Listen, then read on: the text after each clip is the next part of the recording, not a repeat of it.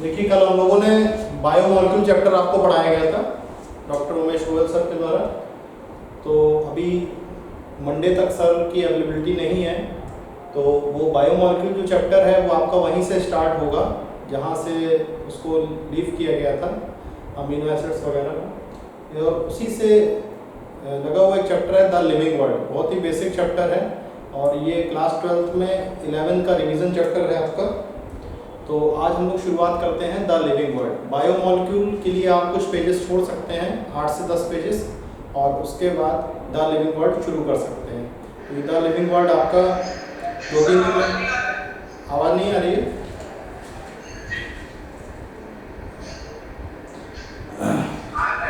अब आ रहा आवाज़? अच्छा, अब आवाज़ आ रहा?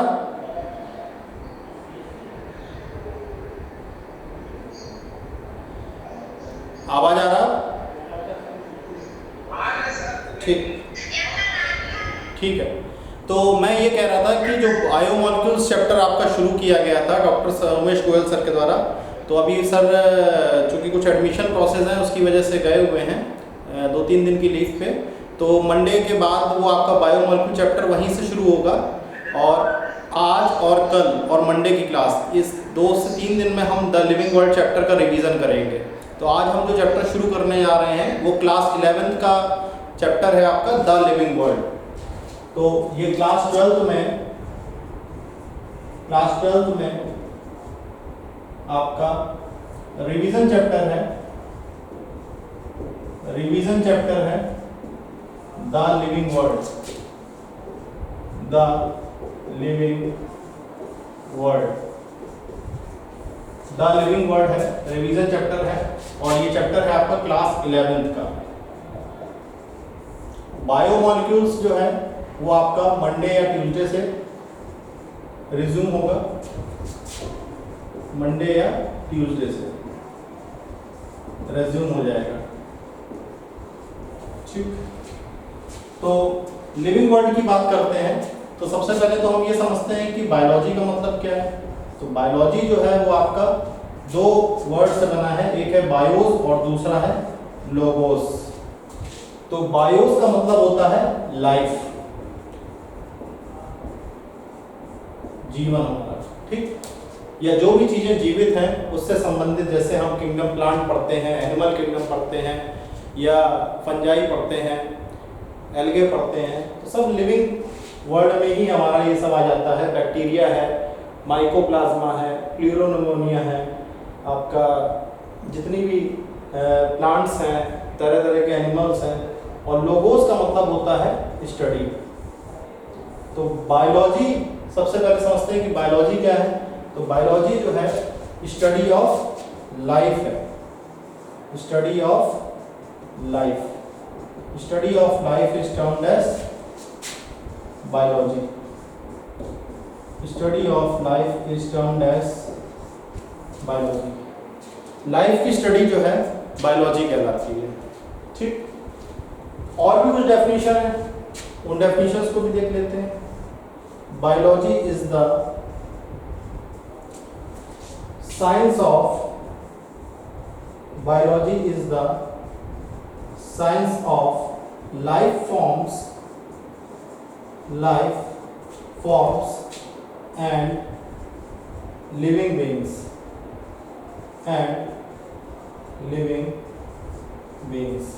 तो बायोलॉजी जो है एक ऐसी विज्ञान की शाखा है जिसमें हम जीवन के बारे में पढ़ते हैं और जीवित जीव जंतु के बारे में पढ़ते हैं।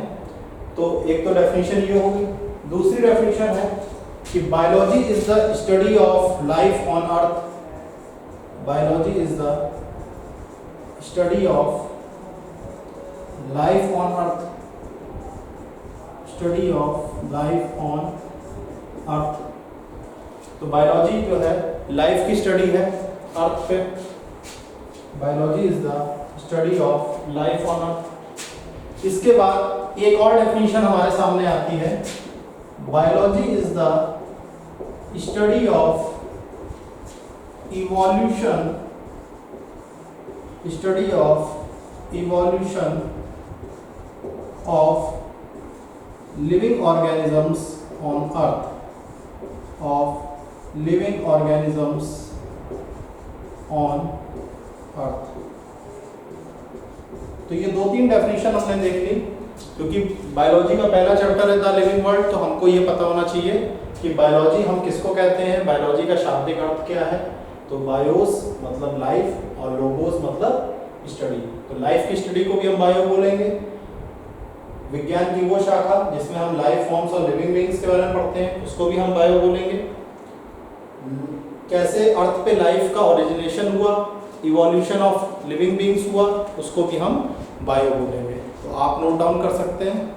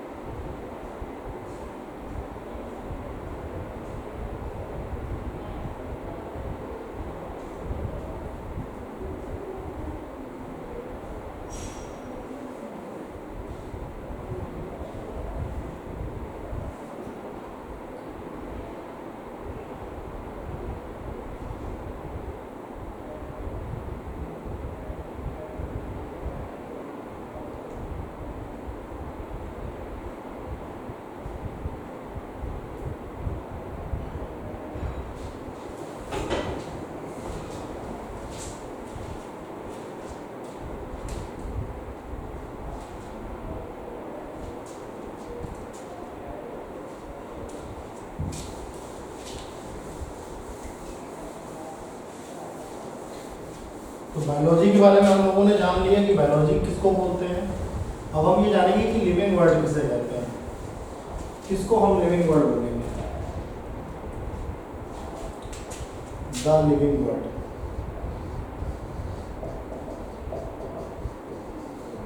The living world. Living world की अगर हम बात करें तो लिविंग वर्ल्ड एक ऐसी जगह है जहां पे वास्ट एरे ऑफ ऑर्गेनिज्म है, वास्ट एरे ऑफ ऑर्गेनिज्म, बहुत सारे ऑर्गेनिज्म हैं और जितने भी ये ऑर्गेनिज्म हैं इसमें सबसे ज़्यादा डाइवर्सिटी है, हमारे लिविंग वर्ल्ड में सबसे ज़्यादा डाइवर्सिटी है। ये डाइवर्सिटी आपकी मॉर्फोलॉजिकल मैनर में भी देखी जा सकती है, यानी जितने भी प्लांट्स हैं अलग अलग प्रकार के, अलग अलग शेप के हैं। हैबिटेट के मामले में भी डाइवर्सिटी देखी जा सकती है, सबका जो रहने का स्थान है वो भी बहुत अलग है। इसके बाद न्यूट्रिशन के मामले में भी आपको डाइवर्सिटी देखने को मिलती है। तो लिविंग वर्ल्ड की अगर हम बात करें, it is the vast array of organism with amazing diversity. Amazing diversity के साथ हमको लिविंग वर्ल्ड देखने को मिलता है। तो जो अर्ली साइंटिस्ट थे, अर्ली साइंटिस्ट ने दो तरह के क्लासिफिकेशन किए थे। अगर अर्ली साइंटिस्ट की बात करें, जो पुराने विज्ञानी थे, तो अर्ली साइंटिस्ट ने दो तरह के क्लासिफिकेशंस किए थे। एक था एनिमेट, जिसको इन्होंने लिविंग बोला, लिविंग को एनिमेट बोला, और दूसरा था इनएनिमेट, एनिमेट, ये आपका नॉन लिविंग था, ये आपका नॉन लिविंग था। तो जो अर्ली साइंटिस्ट थे उन्होंने एनिमेट और इनएनिमेट में डिफरेंशिएशन किया। तो लिविंग वर्ल्ड के बारे में मैंने आपको बताया कि जहाँ पे बहुत सारे ऑर्गेनिजम्स हैं, उनके डिफरेंट हैबिटेट्स हैं, डिफरेंट उनकी मॉर्फोलॉजी है, डिफरेंट उनकी एनाटॉमी है, डिफरेंट टाइप्स ऑफ न्यूट्रिशन है, डिफरेंट टाइप्स ऑफ लोकोमोशन है, तो उनको हम क्या बोलते हैं? लिविंग वर्ल्ड बोलते हैं। क्या कहते हैं? लिविंग वर्ल्ड कहते हैं। तो जो ये डाइवर्सिटी है, ये डाइवर्सिटी ही हमको बताती है कि हमको लाइफ में क्या चाहिए।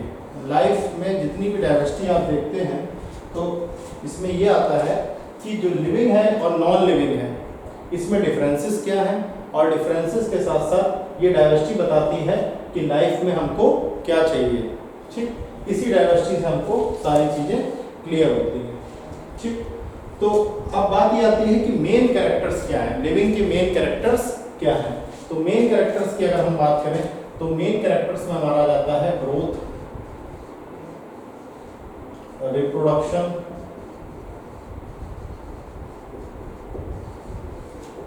इसके बाद ग्रोथ रिप्रोडक्शन के बाद आ जाता है ग्रोथ, रिप्रोडक्शन, इसके बाद आता है मेटाबॉलिज्म, मेटाबॉलिज्म, इसके बाद आ जाता है सेलुलर ऑर्गेनाइजेशन, सेलुलर ऑर्गेनाइजेशन, और फिफ्थ पे आ जाता है हमारा कॉन्शियसनेस, कॉन्शियसनेस। तो ये 5 हमारे इंपॉर्टेंट कैरेक्टरिस्टिक्स हैं, 5 कैरेक्टरिस्टिक्स हैं लिविंग ऑर्गेनिजम्स के। ठीक, तो इनके आधार पे हम ये पता करते हैं कि ये लिविंग है या फिर नॉन लिविंग है। तो आप इसको नोट डाउन कर सकते हैं, और इसके बाद हम शुरू करेंगे ग्रोथ से, कि ग्रोथ क्या होती है, कब हम बोलेंगे कि यहाँ पे एक्सटेंसिव ग्रोथ हो रही है, कब बोलेंगे इंट्रिंसिक ग्रोथ हो रही है। तो आप ये नोट डाउन कर सकते हैं।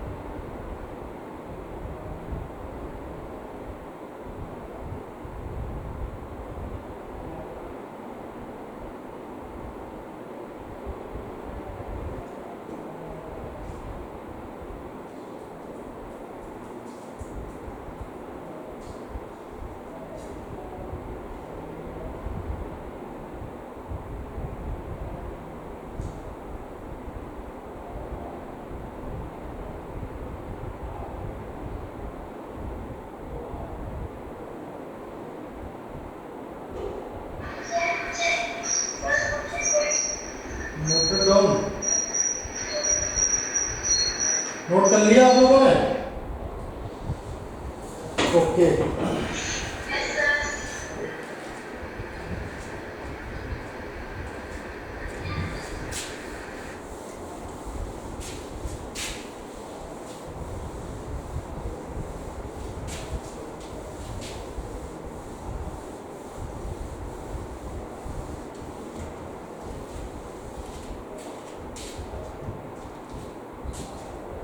तो सबसे पहले हमारी जो कैरेक्टरिस्टिक है उसका नाम है ग्रोथ।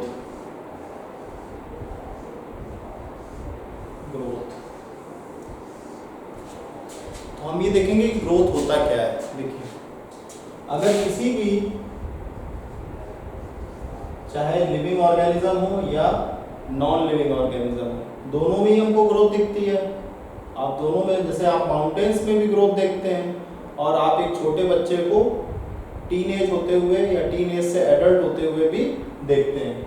तो इंक्रीज इन ओवरऑल मास, अगर मास में इंक्रीज हो रहा है, इंक्रीज इन ओवरऑल मास और इंक्रीज इन साइज, और इंक्रीज इन साइज और इंक्रीज इन नंबर, नंबर में इंक्रीज हो रहा है, increase in numbers is termed as growth. इसी को हम क्या कहते हैं? ग्रोथ कहते हैं। इज टर्म्ड एज ग्रोथ, इसी को हम ग्रोथ बोलते हैं। ठीक, इसी को हम ग्रोथ कहते हैं। ठीक, तो अगर हम बात करें इंक्रीज इन मास की बात करें, इंक्रीज इन मास और increase in number of individuals की बात करें, increase in number of individuals की बात करें, इंक्रीज इन मास की बात करें और increase in number of individuals की बात करें, तो ये दोनों आपके ग्रोथ के ट्विन कैरेक्टरिस्टिक्स हैं। ट्विन कैरेक्टरिस्टिक्स ऑफ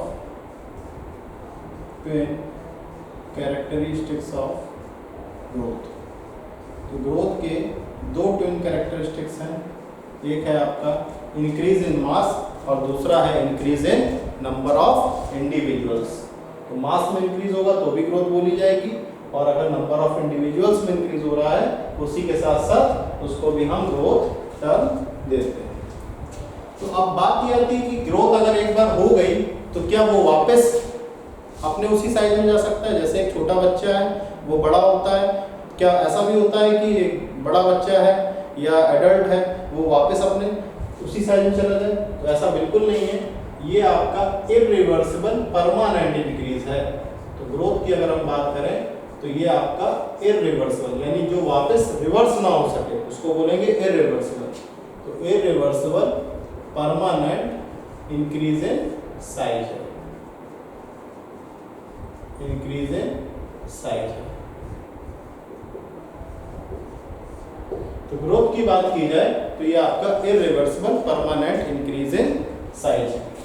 ठीक, अब बात ये आती है कि आखिर लिविंग बीइंग्स में ग्रोथ होती क्यों है, किस तरीके से ग्रोथ होती है। तो आपको पता होना चाहिए कि हमारी जैसे ये बॉडी है, इस बॉडी में बहुत सारी केमिकल रिएक्शंस होती हैं, बायोकेमिकल रिएक्शंस होती हैं। बायोकेमिकल रिएक्शंस दो प्रकार की होती हैं।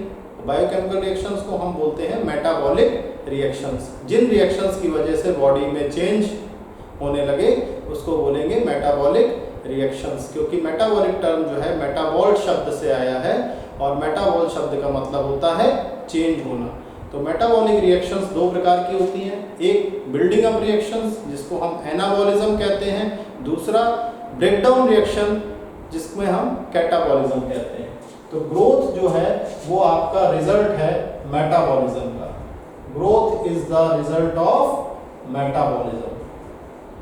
Growth is the result of metabolism. Growth जो है आपका रिजल्ट है मेटाबॉलिज्म का। तो ग्रोथ जो है मेटाबॉलिज्म का रिजल्ट है। अब बात आती है कि मेटाबॉलिज्म क्या है। मेटाबॉलिज्म है set of all the chemical reactions going on in our body. तो जितनी भी केमिकल रिएक्शंस होती हैं, set of all the chemical reactions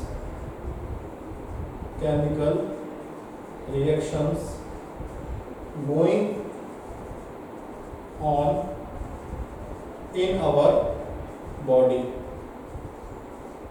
on in our body, तो इसको हम बोलते हैं मेटाबॉलिज्म। क्या कहते हैं? मेटाबॉलिज्म।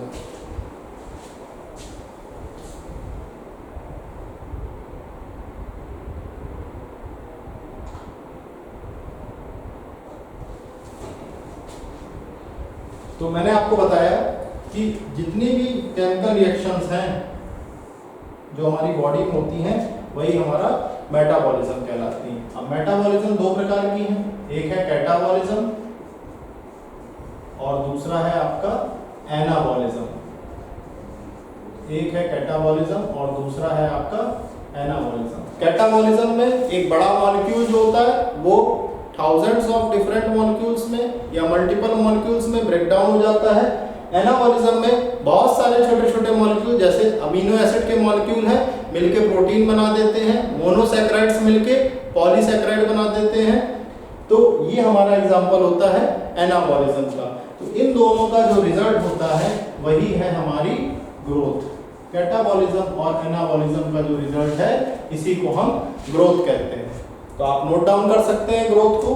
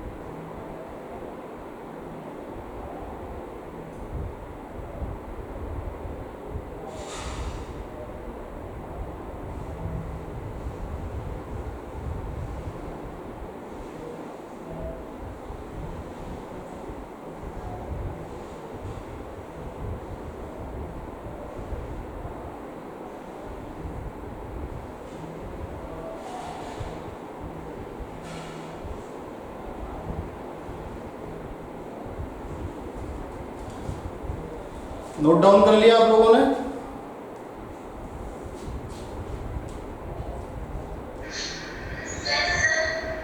अच्छा, एनाबॉलिज्म और कैटाबॉलिज्म बता देना। ओके,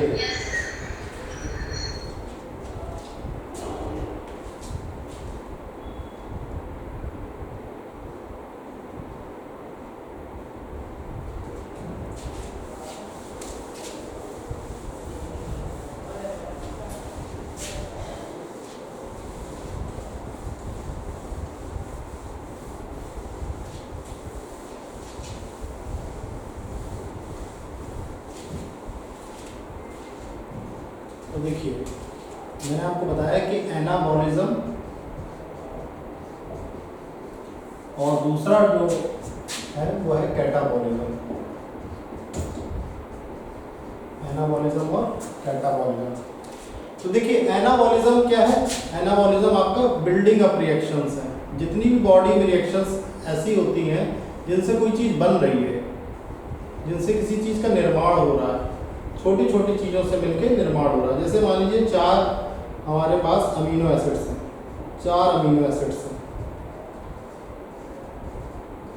4 अमीनो एसिड्स हैं और ये सब आपस में मिलके एक प्रोटीन बना देते हैं।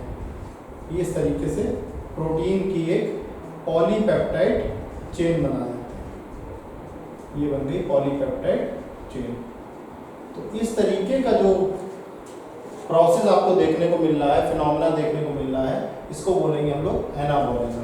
वहीं पे आप देखते हैं कैटाबॉलिज्म में क्या होता है कि जैसे हमारे पास एक मॉलिक्यूल है जिसका नाम है ग्लाइकान। तो ग्लाइकान जो है ये थाउजेंड्स ऑफ ग्लूकोज मॉलिक्यूल से मिलकर बना है, थाउजेंड्स ऑफ ग्लूकोज मॉलिक्यूल से मिलकर बना है। या फिर कोई हमारे पास प्रोटीन है, कोई एक बिग प्रोटीन मॉलिक्यूल है और ये बिग प्रोटीन मॉलिक्यूल आपका big protein molecule 1000 amino acid से मिलकर बना है, 1000 अमीनो एसिड से मिलकर बना है। तो जो ये बिग प्रोटीन मॉलिक्यूल है तो ये कुछ इस तरीके से बना होगा। A1 पहला अमीनो एसिड, दूसरा अमीनो एसिड A2, तीसरा amino acid A3, A4 dash dash dash 8000, ये 1000वां अमीनो एसिड है। अगर हम इस पे किसी एसिड का या किसी हाई टेम्परेचर का रिएक्शन कराते हैं या हाई टेम्परेचर में इसको रखते हैं इस प्रोटीन मॉलिक्यूल को, तो ये हमारे जो पेप्टाइड बॉन्ड्स हैं ये सब ब्रेक होने लगेंगे। और जब ब्रेक होने लगेंगे तो ये सारे अमीनो एसिड्स आपके अलग अलग हो जाएंगे। A1 अलग हो जाएगा, A2 अलग हो जाएगा, A3 अलग हो जाएगा, A5 अलग हो जाएगा। ऐसे ऐसे आप देखेंगे आपको 8000 तक अलग अलग मॉलिक्यूल्स देखने को मिलेंगे। तो इस प्रकार की जो केमिकल रिएक्शंस हैं जिसमें एक बड़ा मॉलिक्यूल छोटे छोटे मॉलिक्यूल में ब्रेक डाउन हो जाता है, उसको हम कहते हैं कैटाबॉलिज्म। तो अगर एनाबॉलिज्म की बात करें तो एनाबॉलिज्म में जो एनर्जी होती है वो इकट्ठी होती रहती है और एक बड़ा मॉलिक्यूल बना देते हैं और इसमें एनर्जी स्पेंट आउट हो जाती है। तो इसको आप ऐसे भी कह सकते हैं कि ये पोटेंशियल एनर्जी, फिजिक्स के टर्म्स में समझे तो ये पोटेंशियल एनर्जी की तरीके हैं कि जैसे एक बॉल रखी है, इतनी ऊंचाई पे एक बॉल रखी है, ये टॉप सरफेस है, इतनी ऊंचाई पे एक बॉल रखी हुई है, तो इस पे जो पोटेंशियल एनर्जी है, अगर पोटेंशियल एनर्जी की बात करी जाए तो पोटेंशियल एनर्जी को क्या बोलते हैं, mgh करके होता है ना कुछ इस तरीके से। तो ये जो पोटेंशियल एनर्जी है ये यहाँ पे इसकी पोटेंशियल एनर्जी इतनी तो होगी mgh, h इसकी हाइट हो जाएगी। तो जिस हिसाब से ये एनाबॉलिज्म है ये पोटेंशियल एनर्जी को रिप्रेजेंट करता है। वहीं पे अगर कैटाबॉलिज्म की बात की जाए तो जब ये बॉल आपकी यहाँ से मूव करके नीचे आ रही होगी तो इसको हम बोलेंगे, ये काइनेटिक एनर्जी का एग्जांपल है। यहाँ पे इसकी पोटेंशियल एनर्जी जो है वो कन्वर्ट हो जाएगी किसमें, काइनेटिक एनर्जी में, क्योंकि यहाँ पे बॉल मोशन में है। तो इसी प्रकार से जब एक बड़ा मॉलिक्यूल उसकी एनर्जी कंजर्व होती है और वो ब्रेक डाउन होने लगता है छोटे छोटे मॉलिक्यूल्स में, तो उसका एनर्जी लॉस होने लगता है। तो इसको बोलेंगे, इस तरह के रिएक्शन को बोलेंगे कैटाबॉलिज्म। और वहीं पे जहाँ पे एनर्जी एक साथ इकट्ठी रहती है और एक बड़ा मॉलिक्यूल में बन जाता है, कई सारे छोटे छोटे मॉलिक्यूल्स, बायोमॉलिक्यूल्स मिलकर एक बड़ा मॉलिक्यूल बना देते हैं, तो उसको हम बोलते हैं एनाबॉलिज्म। अब बात आती है कि जो ग्रोथ है वो कैटाबॉलिज्म और एनाबॉलिज्म दोनों का एक मिक्स्ड कंपोनेंट है, मिक्स्ड रिजल्ट है। तो जो ग्रोथ है हमारी वो तब होगी जब हमारी बॉडी में एनाबॉलिज्म ज्यादा होगी और कैटाबॉलिज्म कम होगी। तो एनाबॉलिज्म जो है ज्यादा होगी और कैटाबॉलिज्म कम होगी, तब हमारी बॉडी में होगी ग्रोथ। और अगर इसका रिवर्स हो जाए, रिवर्स में कैटाबॉलिज्म ज्यादा हो जाए और एनाबॉलिज्म कम हो जाए, तो इसको हम बोलेंगे डी ग्रोथ। डी ग्रोथ का मतलब यहाँ पे ये है कि डी ग्रोथ जो है हमारी एक प्रकार से नेगेटिव ग्रोथ है। डी ग्रोथ जो है वो एक प्रकार से नेगेटिव ग्रोथ है। तो इसको आप नोट डाउन कर सकते हैं।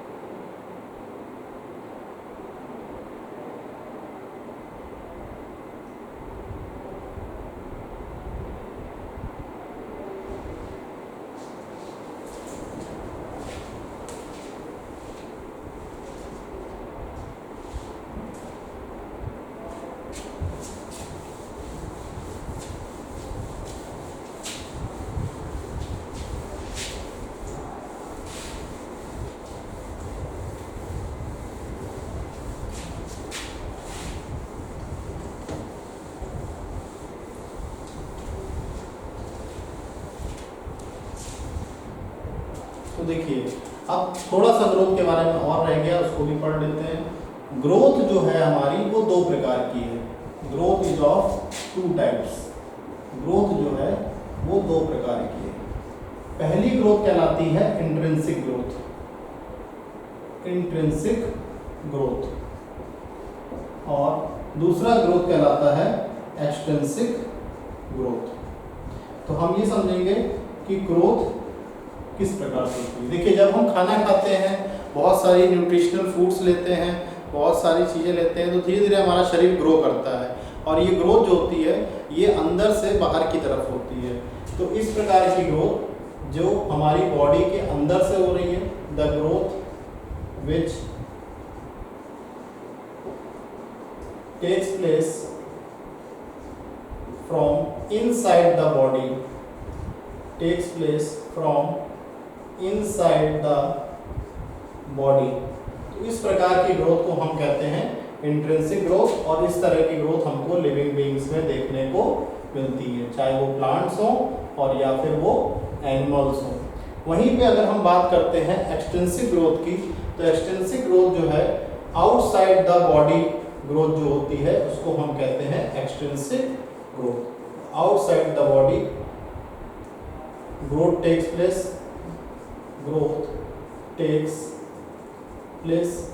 तो जब आउटसाइड द बॉडी ग्रोथ होती है तो उसको हम कहते हैं एक्सटेंसिव ग्रोथ। इस तरह की ग्रोथ हमको नॉन लिविंग बीइंग्स में देखने को मिलती है। तो ये दो ग्रोथ के आपके टाइप हैं।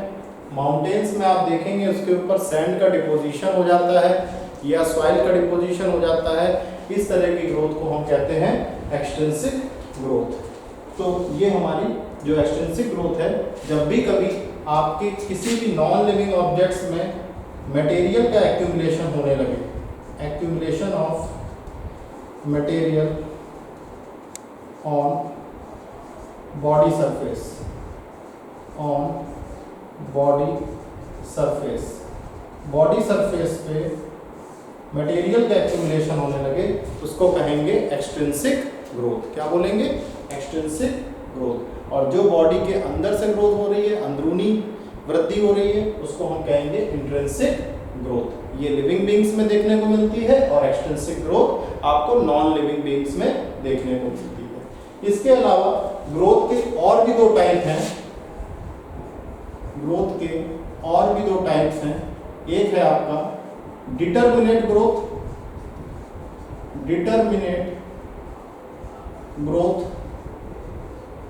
और दूसरा है आपका इनडिटर्मिनेट ग्रोथ,